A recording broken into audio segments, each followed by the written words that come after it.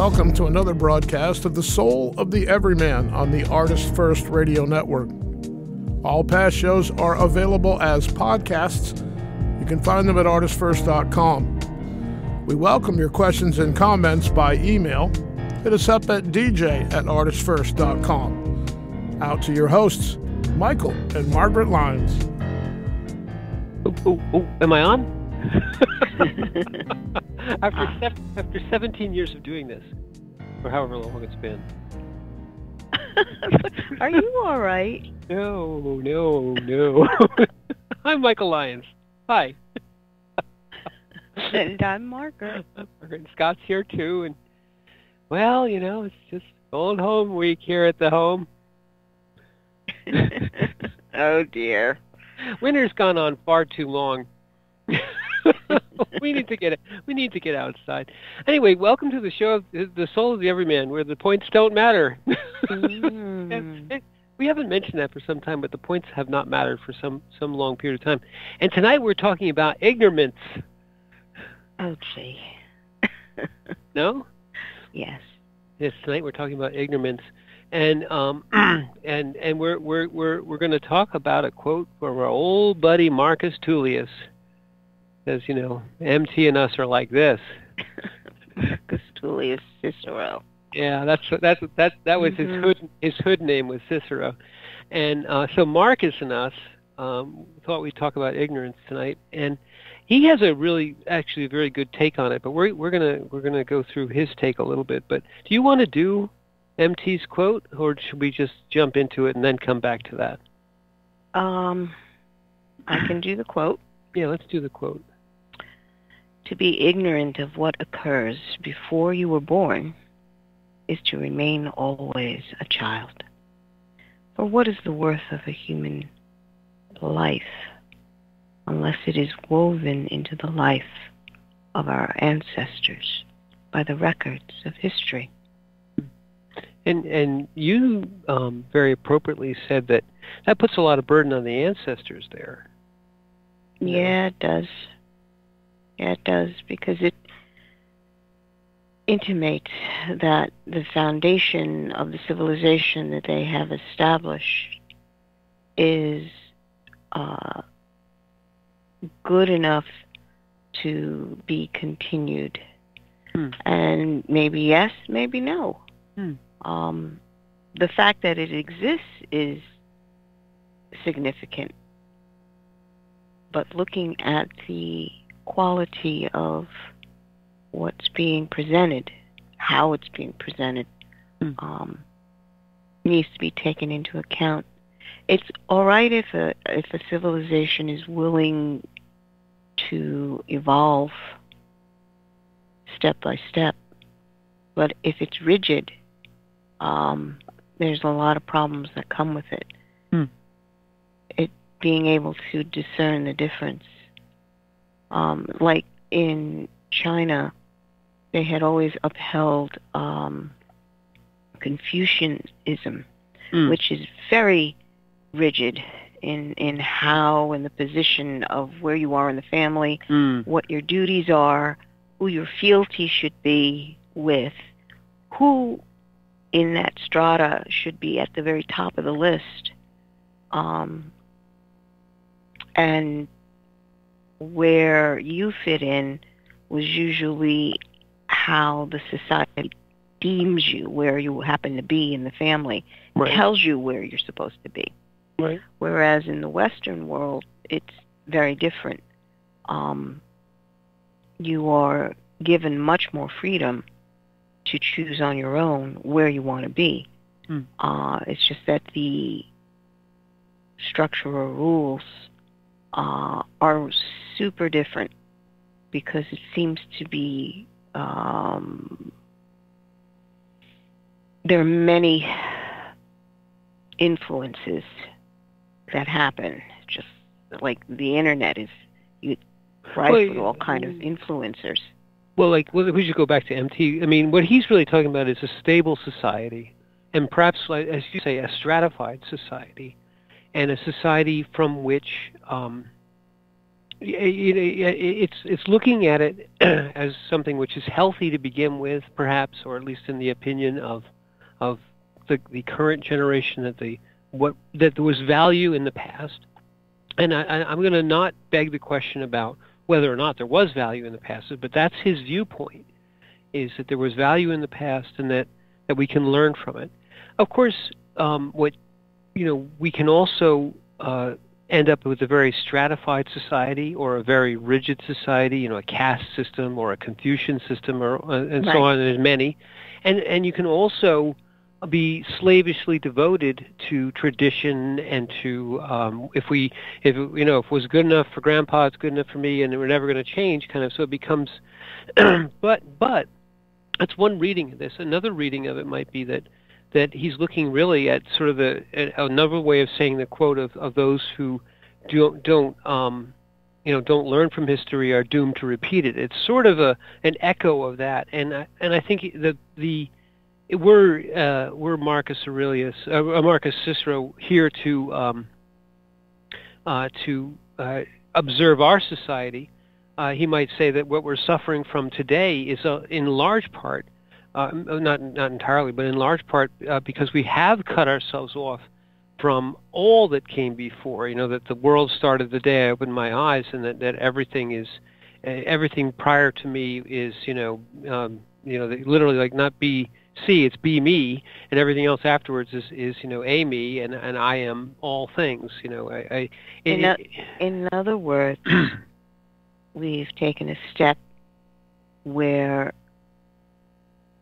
what previous people have done aren't to be counted, right? As opposed to being able to learn from them, so that we can evolve in another way.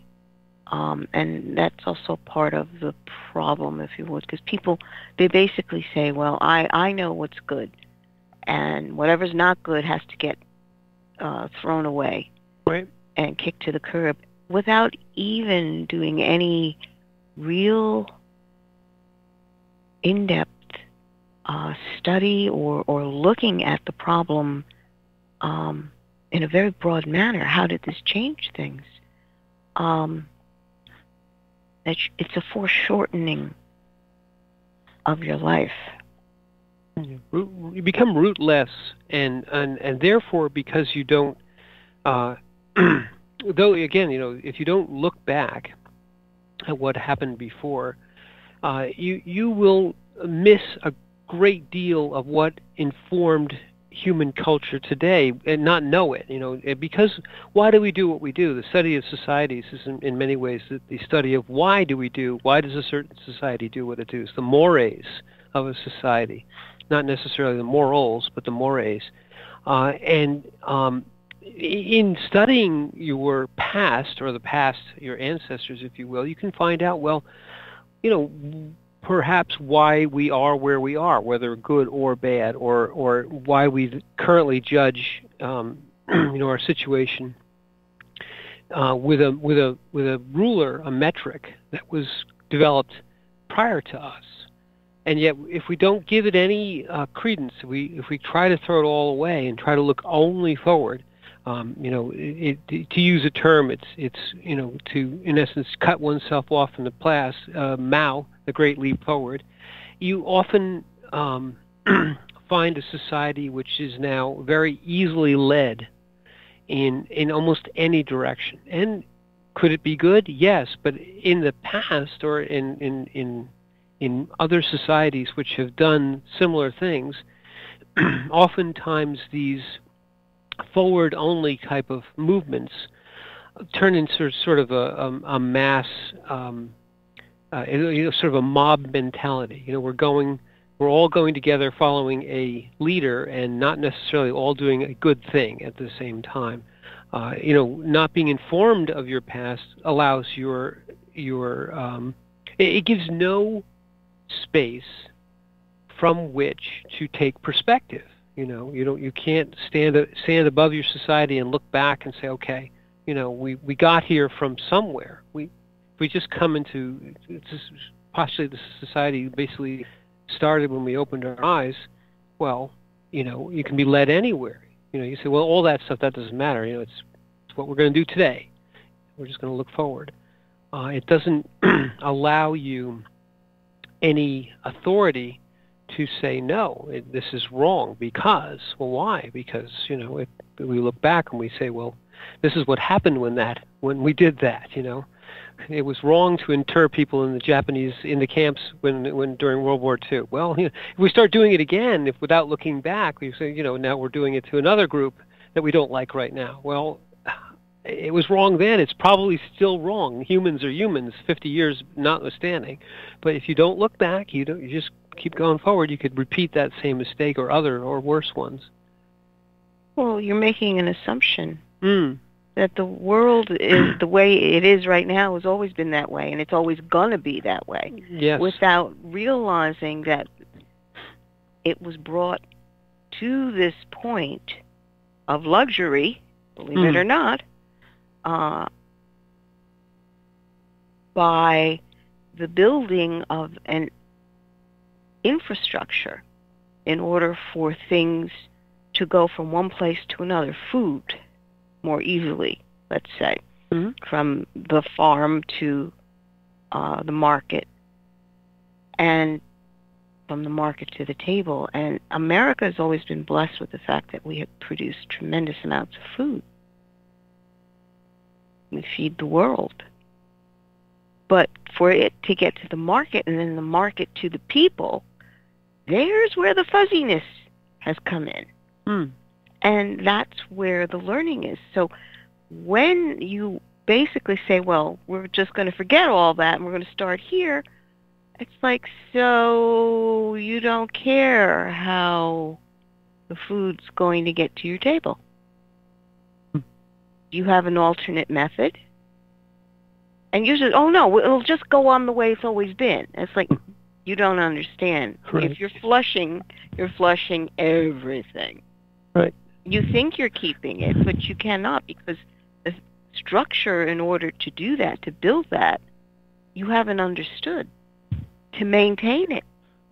Things need to be maintained, believe it or not. And that requires, being informed by what came before, because you're maintaining what you didn't build. If you maintain, you're not building. It's like maintaining the car that maybe you happen to get. So what happens if you ignore it and say, okay, I'm starting fresh? Throw away the manual. Or never read it, which is really what Marcus is talking about here. That's a great analogy, because, the joke of, well, what happened, how do I get electricity? Well, you just flip the switch on the wall. Well, yeah, that's true, but only because all that was done before the 100 years or 150 years of electrification of the world, and all that it goes into the convenience of being able to flip a switch or do all the things that we stand upon, and then the mores and the structure we've been talking about, what's good and what's bad, what's right and what's wrong. Those mores and morals are all in large part built upon the experiences, what worked, what didn't, what was just, what was not just, of the past. So, Cicero's statement here, to be ignorant. We said we would talk about ignorance, and we're going to get back to it. To be ignorant of what occurred before you were born. This is the key here. It's not that nothing occurred. To be ignorant of it, to deny it, to, in essence, willfully not learn it, to look only forward, as though everything happened, the whole world, as you said, was just here. I walked into it, and it was all a stage, all set up for me. Didn't require any maintenance, just go forward. Is to remain a child. Well, because why? When we are born, that's what we get. We get everything handed to us on a silver platter. Hopefully, if we are fed and we are kept warm and we are given all these things. And why? Because in promise of a debt for the future. I mean, when you invest in a child, you're investing in your own future. Right? Mm-hmm. However, as a child, we have a period of time during which we are given everything. And then we we both want to and are expected to learn about what happened before, find, some way of moving forward and then contributing. It becomes a cycle. And if you cut off half that cycle, everything that happened before me was just there. It's all given to me forever. You never get into the second part of your cycle. You never get to be the adult. You remain this constant childlike state. And I think there's an attraction there. You think, well, gosh, I never have to do anything, and it's all wonderful, and everything's always handed to me. It sounds good, but it becomes an emptiness, a pointlessness, and an ignorance of the reality that your life here is not for just to come here and be completely sated in all things and everyone. No, your life is to come here and join in the common dream, to have an actual experiential life, and to realize that it's going to be short, and probably shorter than you want it to be. In most cases, you're given a lifetime which you don't know when it's going to end, so it's pretty precious. You don't know that tomorrow may be your last day. Probably not, but maybe. Therefore it's unknown, and therefore very precious. Every moment has to be lived, not just, what do you got for me now? The other aspect of this is the fact that you aren't taught that suffering is a given down here.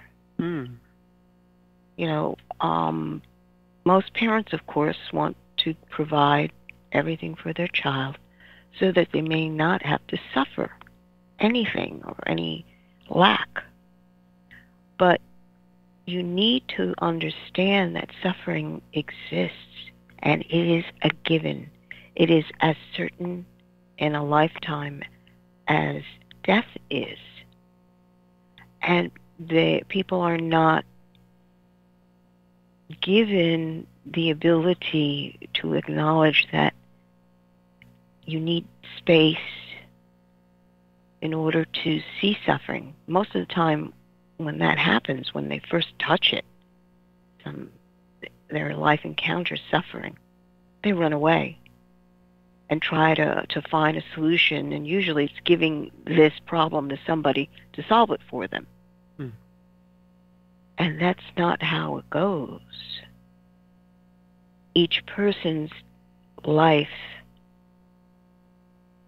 is going to have to deal with issues. If it's not from yourself, it's from your family or your job or the environment you happen to be in. It's given. And it doesn't mean that you were bad. That was the other thing, because the immediate response is, I'm suffering now, I'm unhappy now. I must have done something bad. Right. And that is not true. Right. That's a very good point. It really needs to be emphasized, is that people associate suffering being inflicted upon them with a judgment of them as a point of view of being bad, and they also turn it around, right? They say they see someone suffering, or they must. There's a wonderful passage in the Bible where the man who's born blind, and you say, whose fault was it? The father, the mother, or his? Well, the real answer is it's nobody's fault, but yet that's the first, right?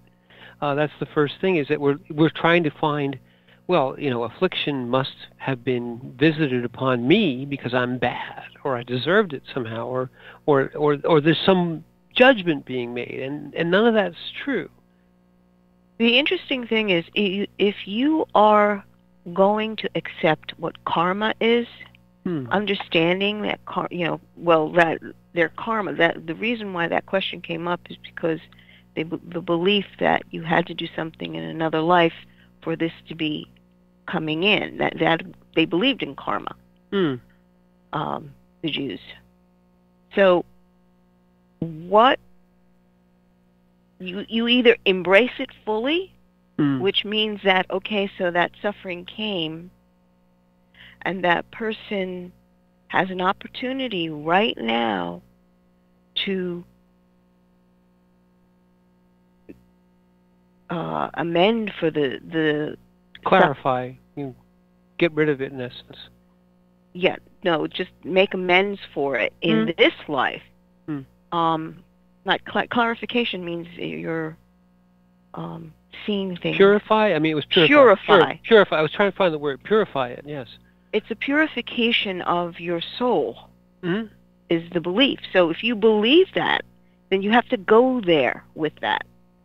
But if you're on the other end of that, understanding that you're here to live a life and to do good, as much good as you possibly can. And suffering's going to happen. It just, every life has this. You come down here to learn how to handle all that, all the pitfalls that life has for you. There is a lesson in there, and it's to help build your soul. Your being. But I don't think the two views are inconsistent, and I'll say why. The idea of karma isn't a judgment on you. It's that because it's a multi-life or a multi-experiential existence with life after life.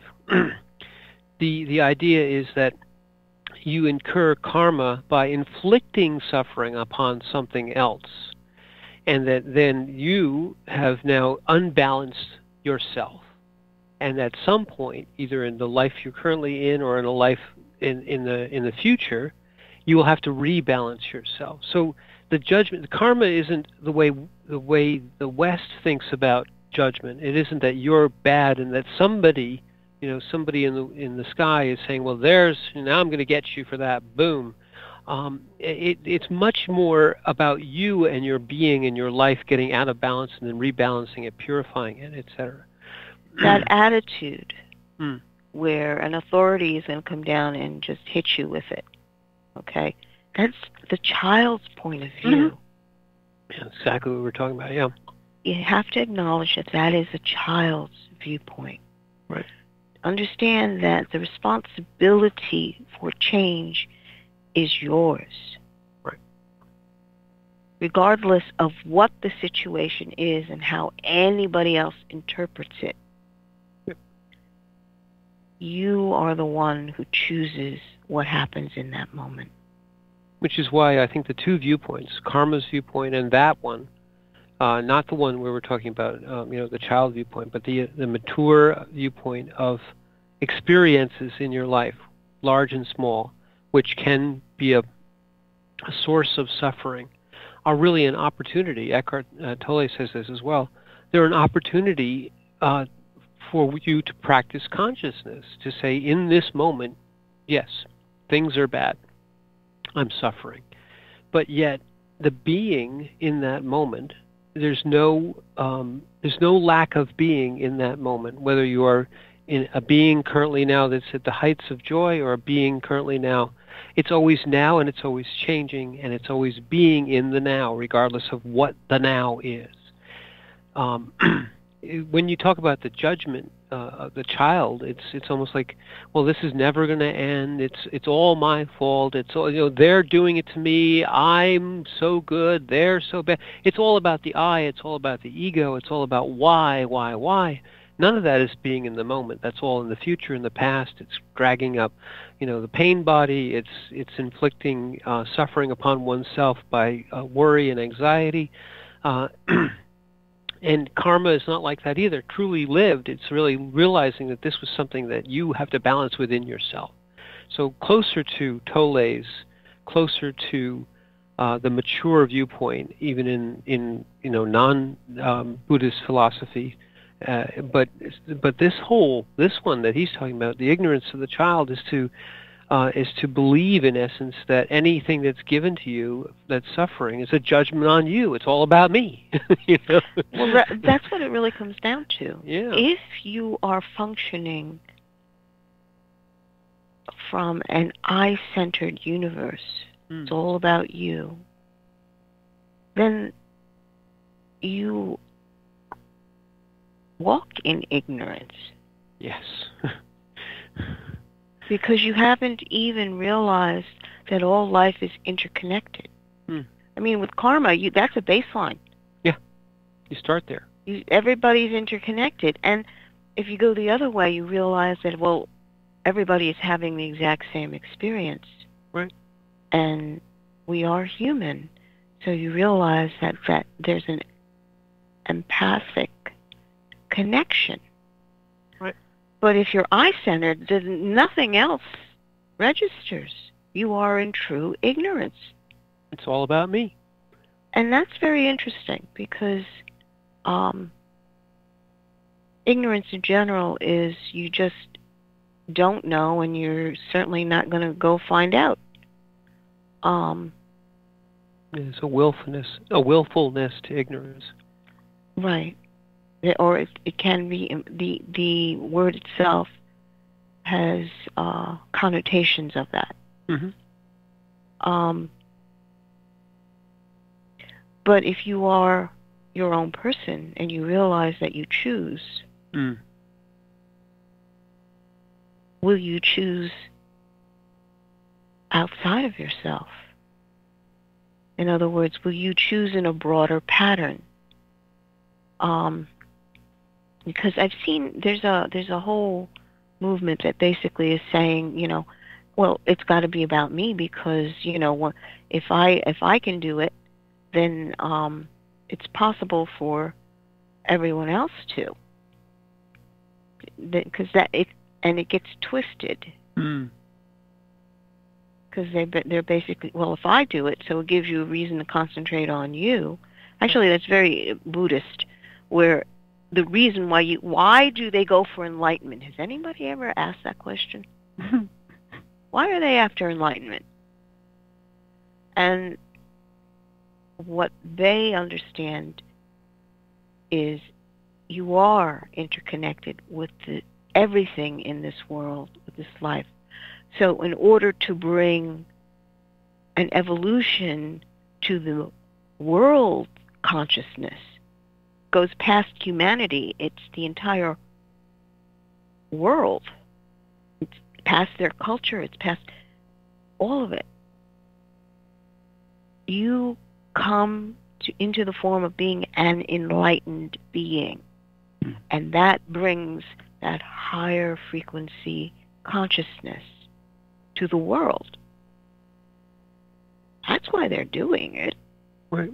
They even say, I'm doing this particular supplications, whatever it is, but it's done for the whole, for all existence, really. They say the world, but they mean the universe, in essence. So, yes, the path of enlightenment, Dharma, is incredibly difficult. And you say, well, why would anyone do this? And it's not for personal gain. It's not because I want to become enlightened. It's because I want to become a channel of enlightenment to all consciousness. And then in doing so, yes, there's an example, certainly, but there's also that connection. You connect another piece of it. There's probably some tipping point, they believe, where you finally get enough enlightened souls and everybody comes along all at once. Well, maybe. Well, that's oh. Well, no, go ahead, do your thought. That's that concept is also in the West. Yeah, it is. Yeah, the idea of a well, I don't know. Let's take a break, go back, not be ignorant of the fact that we have to go back to the studio, and we'll come back on the other side and we'll talk more about MT and ignorance.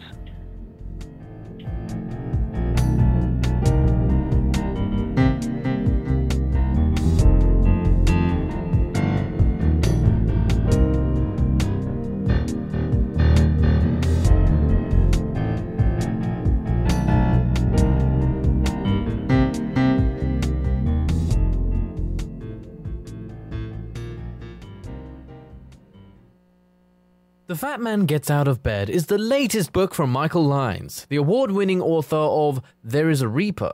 Featuring 13 original stories, this wide-ranging collection has everything. Forbidden love, gods versus demigods, weird invading aliens, sexy seductive artificial intelligence, and unusual passion between the living and the dead. All set amidst fantastic worlds of pain and loss and boundless joy. From the sublime to the macabre to the bittersweet, The Fat Man Gets Out of Bed will leave you breathless with laughter, brimming with tears, trembling with suspense.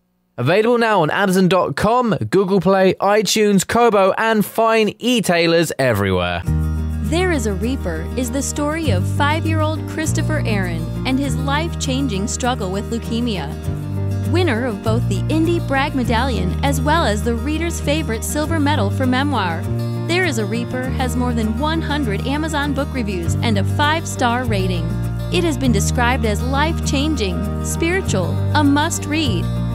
Just released on Audible and iTunes, this memoir is also available in paperback and on Amazon Kindle for only 99 cents.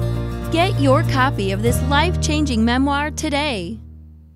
The wait is over. First Blood, Book 2 of the Blood series is out. Your favorite bad boy thief, Dev, is back, and the beautiful and deadly Trey is right there with him. She is sharp, sexy, and full of surprises.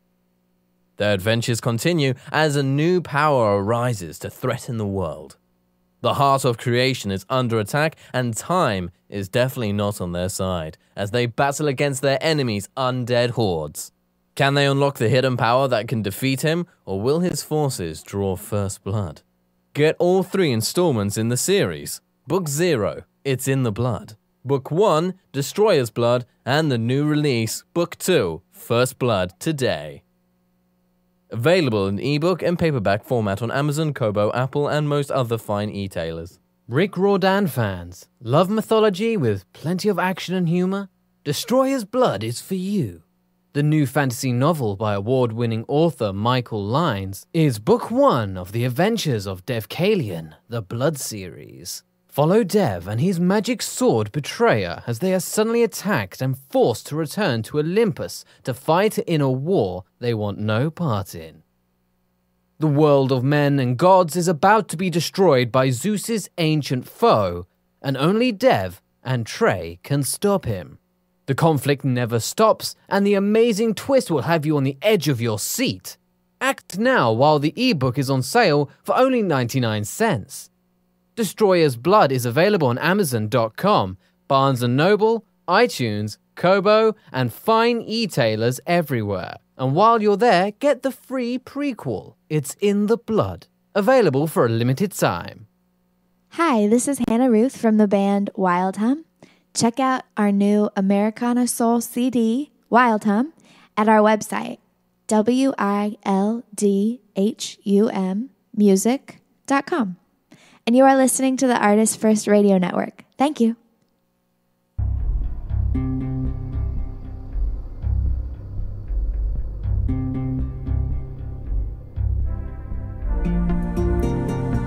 Thanks for joining us on The Soul of the Everyman on the ArtistFirst Radio Network.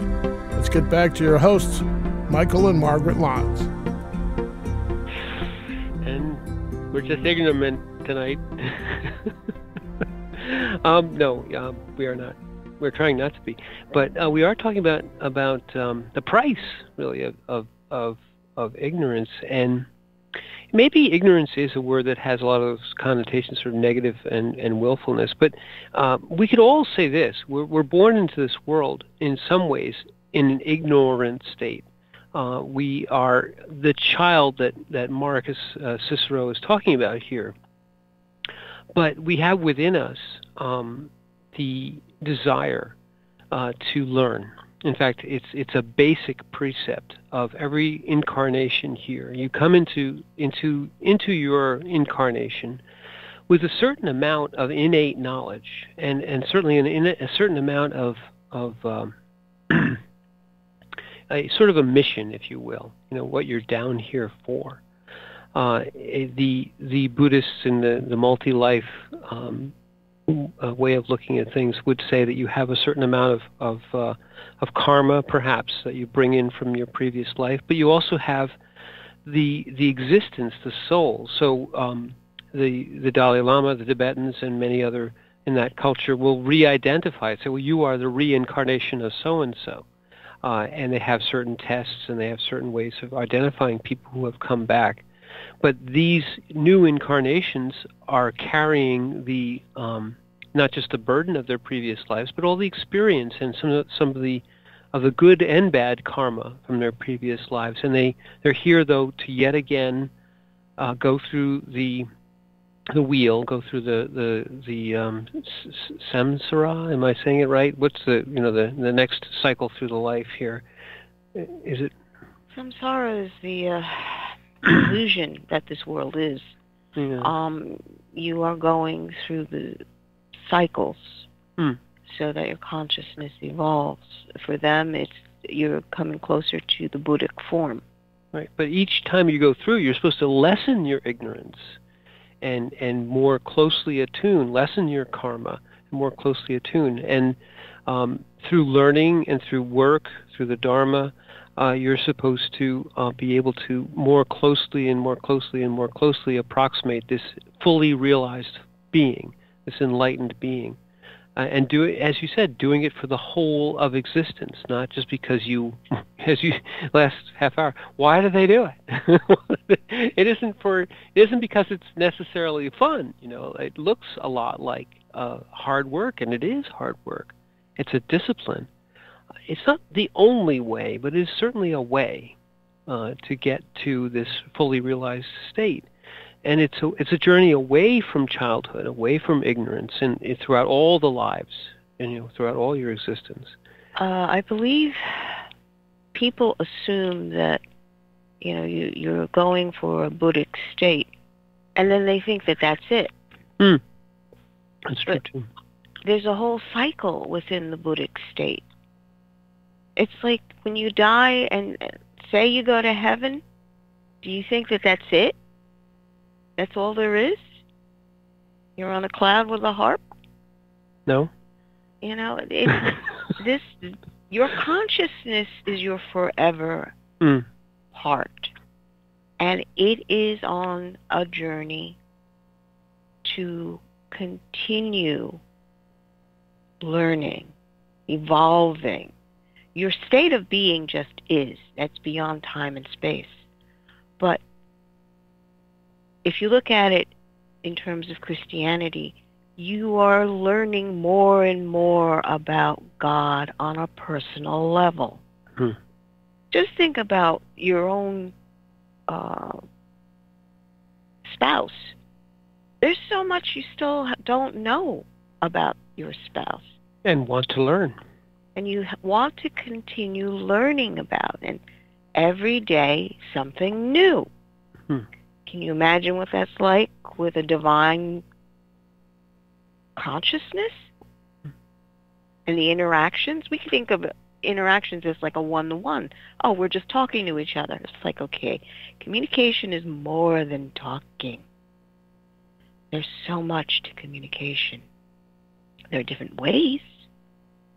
And we as human beings, we're using words, whatever words they may be, whatever language you speak. But communication happens in music, in art form. Energy.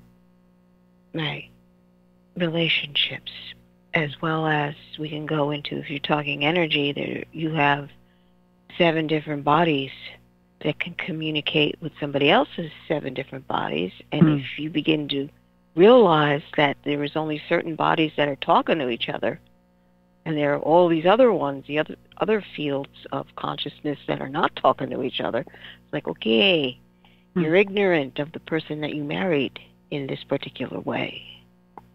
And we're even if you take it into the realm of quote unquote science, we now understand that this existence, which we feel is so real and so solid, is really nothing more than the interaction of fields. Fields of energy which extend throughout the universe, and in some incredibly subtle way manifest as they interact in what we experience as this reality. Okay, well, that's not, it sounds like we're reading from one of the, Buddhic texts, but we're not. We're reading now from the best definition of the universe we have. And what we've really found is that the universe, in our best definition, is incomprehensibly alien to what we think it is. So this is literally a form of a dream here.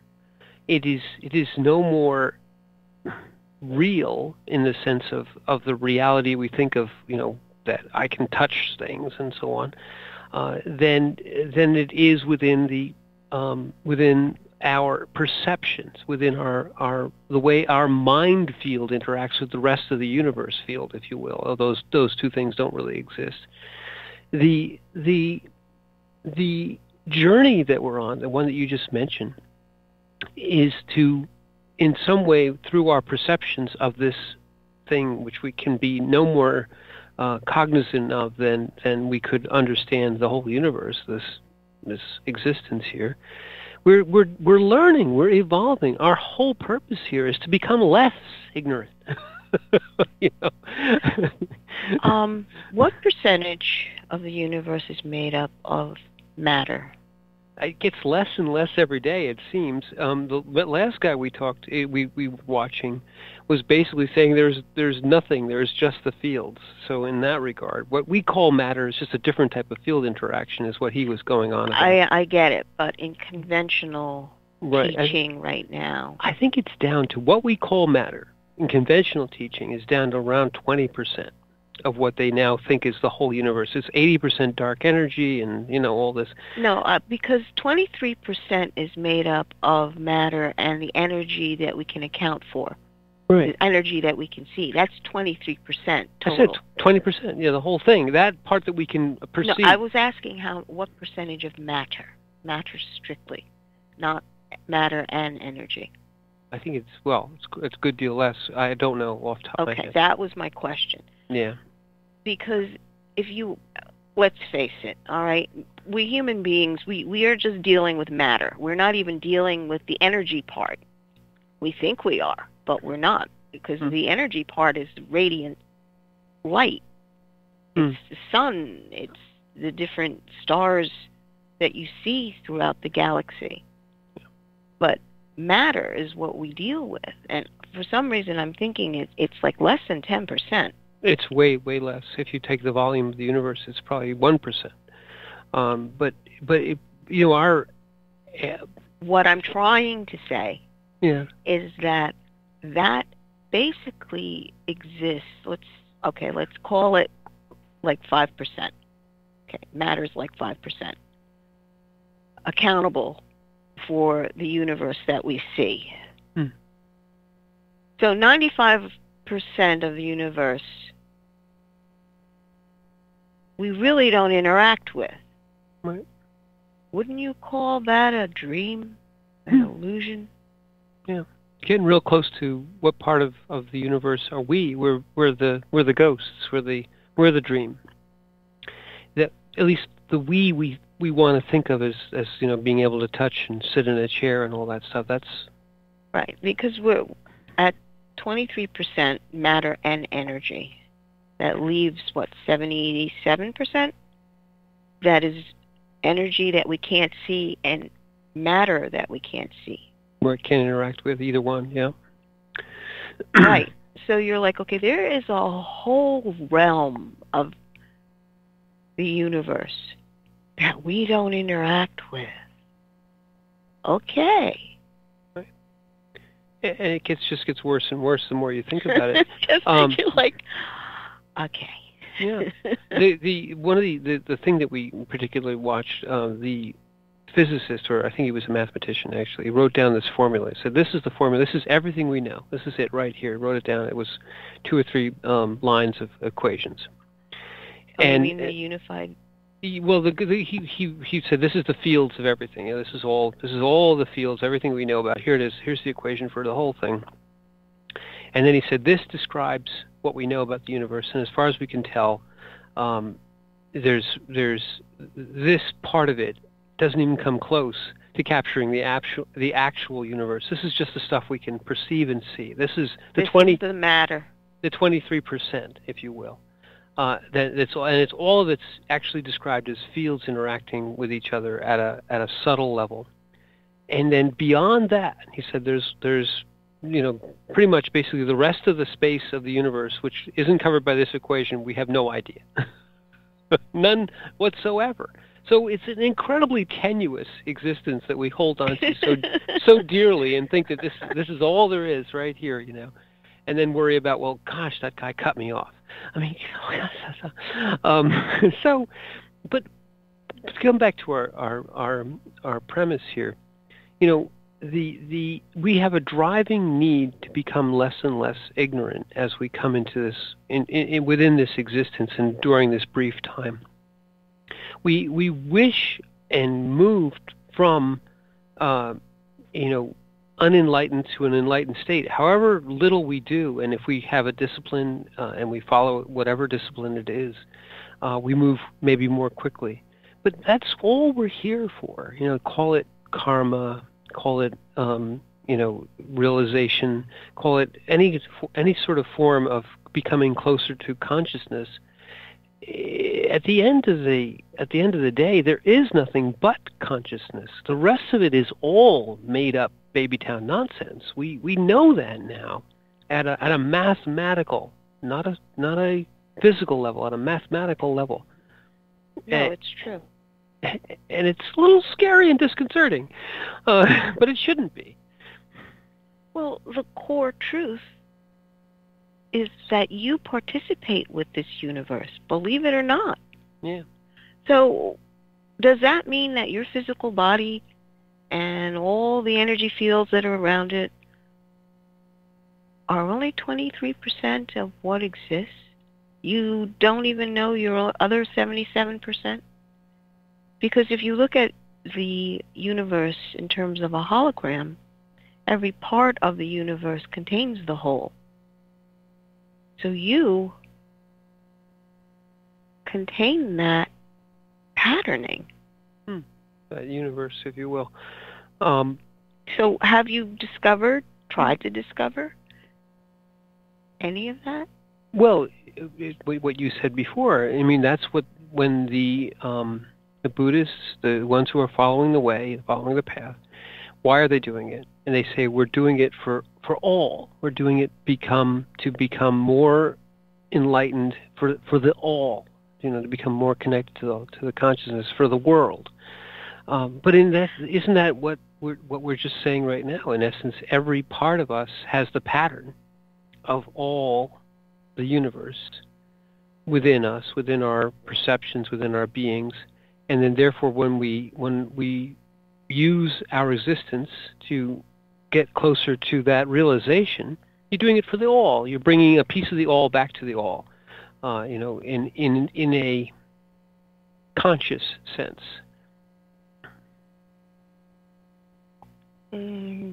Yes, but consciousness that we're speaking of is not the mental consciousness. It is a consciousness that goes beyond that, which is basically at a heart level where you resonate at a truth. Okay? Because people, they throw the word consciousness around like it's easily understood. And most people haven't even begun to come to the point where they are detached from their mental aspect. For them, consciousness, it means that you're mental. Well, and you're not. And you're not. So, in the being state of the heart, because consciousness is a being state, you yourself must be able to touch into the core of your heart. And what is that? What is at the core of your heart? Well, in this existence, the core of your heart is your consciousness, your being. It's love. it certainly could be expressed as love. Love in the fullness, the unconditional. There is no barrier to it, as an energy state. Again, love is another word that people say, "Oh, I know what that is." Right. I have a Hallmark card that tells me all about it. Yes, you're. But that's again the mental aspect of love, but going back to here, going back to Cicero. We started this with the saying that there was too much burden put on the ancestors, and there really was, because what he was trying to say was, in essence, that part of our our ignorance will be enlightened by looking back at what was done before. But that's a very mental, societal way of looking at becoming enlightened. You're becoming informed. And you're certainly going to say, well, I'm going to learn from this and learn from that. But it's all in the mental state. It's all in the sort of the I'll do what they didn't do, or I'll do what they did. It's an I-centered state. And there's so much more here. The personal journey. It says, for what is the worth of a human life, unless it is woven into the life of the ancestors? I would take that up. The worth of the human life doesn't require the approval or the sanction of any society or any group of ancestors. It's certainly important to look at your existence here as a whole. Yes, you came from something. You are going to something. But the experience in and of itself doesn't require any justification. The worth, it is completely worth being here in the being state. It is completely worth trying to be enlightened, to realize yourself in this state, in experience. But yes, looking back, let's say at what had happened before with the Buddhists, you have a certain discipline that is learned. You learn that, you use that, and you use it to go beyond this state, this child state, and then past the adult state and into the enlightened state. Well, if we go back to Cicero and understand that this is from the Greek culture, their belief, Roman. Cicero is a Roman? Yeah. Marcus Tullius, very Roman. Okay. They took from the Greek culture. They did. The idea that there are three fates that weave a tapestry, and you are a thread in that tapestry. Yes. So your thread must be woven into it, so that each life contributes to that whole creation of the tapestry. That idea, I believe, is what he's referencing. Yeah, you're probably very right about that. And it's interesting because that, in and of itself, has some reflection, however mundane, of the idea of a consciousness, of a whole of which you are a part, and yet you are essential to the whole. But I thought that the fates were basically in charge of your life. Mm-hmm. Okay? This belief is that there is no free will at that point. The fates, the first one gathers the material and spins the thread. The second one, or is it the second one spins the thread and colors the thread accordingly to what it needs to be. And then the third one weaves and cuts. Is it the third one that weaves and cuts, or is it the second one that weaves? Well, I know that it weaves, and then there's a cutting, which is the end of your life. You the cut third the thread. One cuts the thread, is what I remember. So your life is woven. Your life's thread is woven and colored. And then woven into the tapestry. Right. And you don't know what the image of the tapestry is. You're just a piece, a tiny piece. You're a piece of that tapestry. So Right. free will had very little to do with it. That's why they were very, well, this is what's been fated for me. Exactly, yes. So it's a very different mindset Yeah. than what we've been talking about. And the reference to ignorance is basically that thread beginning to see how it fits into the larger picture of this tapestry. Right. In other words, he was looking and saying, well, if you understand, about the records of history, you can also look back at the tapestry that was woven before you, at least, and maybe discern, what part you're playing in it. It's a very mundane and mental way of looking at it, but yet, the sentiment here can be brought forward in the sense that again, we're looking to weave ourselves, in essence, out of an ignorant state and into a more enlightened state. And I think we've done that a little bit here. Well, we're continuing to work on it because there's still much that we don't know. And becoming less every day, it seems, that we know. Oh, you mean the ignorance is growing? Well, I would say that our realization of what we thought we knew from the point of view of, let's say, physicality, or what was in the universe 100 years ago or 50 years ago or 10 years ago, today we're saying, well, gosh, none of what we perceive as the reality here is the truth. The truth is much more subtle, and much more in line with truly consciousness interacting with the universe as an entity unto itself, which in essence encompasses the universe and is shaped by it and shapes it at the same time. Our perceptions are what bring us this idea of a reality, but yet what we're really perceiving has very little to do with what we think is real.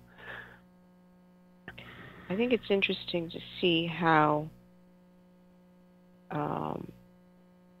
the different systems of, let's take, for example, the way physics had developed. And in each one, you had Newtonian, which was very almost mechanical. Yeah. And the people at that time worked almost in terms of a cog in a wheel. Yes. And then the next phase was going into Einsteinian, which again, the mindset of the society had shifted again, realizing that there are levels to their life that work through time. And frames of reference. So your frame of reference is incredibly important. Which means that your decision-making process comes into play. Mm-hmm. And now we're into quantum, where we're trying to understand energetics and energy fields, right? Which basically now the society is playing in a lot of different fields, electrical fields, everything from the internet just to